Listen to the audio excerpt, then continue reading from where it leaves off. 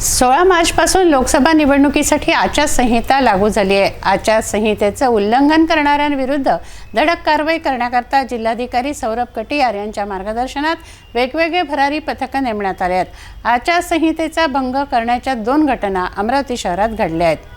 19 मार्चला अंबादेवी मार्गावरील एका भवनात बजरंग टेकडी येथे राहणाऱ्या सूरज मिश्रा यांनी विना परवानगी स्वर्गीय बिजलाल मिश्रा सामाजिक संस्थेच्या वतीने महिलांना भेटवस्तू वाटपाचा कार्यक्रम आयोजित केला।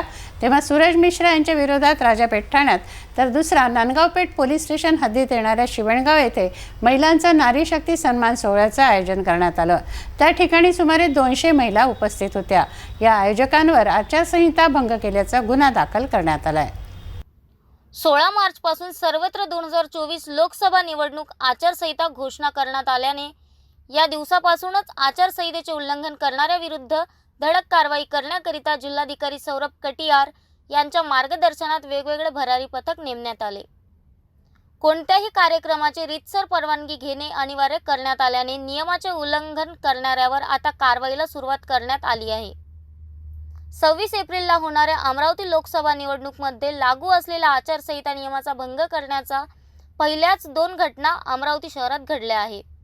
यात भरारी पथकाने राजापेठ पोलीस स्टेशन हद्दीत तर दुसरी कारवाई नांदगावपेठ पोलीस स्टेशन हद्दीत करण्यात आली। 19 मार्चला अंबादेवी मार्गावरील एका भवनात बजरंग टेकडी येथे राहणारा सूरज मिश्रा यांनी विना परवानगीने स्वर्गीय बिजलाल मिश्रा सामाजिक संस्थेच्या वतीने महिलांना भेटवस्तू वाटपाचा कार्यक्रम आयोजित केला। याची माहिती होताच निवडणूक भरारी पथक दाखल होऊन शासकीय परवानगी न घेतल्याने आढळून आल्याने सूरज मिश्रा विरोधात राजापेठ पोलीस स्टेशन येथे कलम 188 सह कलम 135 अंतर्गत गुन्हे दाखल करण्यात आले। तर दुसरीकडे नांदगावपेठ पोलीस स्टेशन हद्दीत येणाऱ्या शिवणगाव येथे महिलांचा नारी शक्ती सन्मान सोहळ्याचे आयोजन करण्यात आले। त्या ठिकाणी सुमारे 200 महिला उपस्थित होत्या।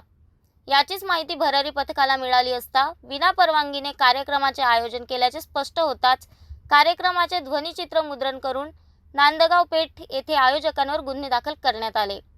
यात फिर्यादी उमेश रामेश्वर ठाकरे यांच्या तक्रारीवरून शिवणगाव येथे राहणारे धीरज केने, प्रतीक रावेकर, गणेश आमले यांच्या विरुद्ध कलम 188 सह कलम 135 अंतर्गत गुन्हे दाखल करण्यात आले।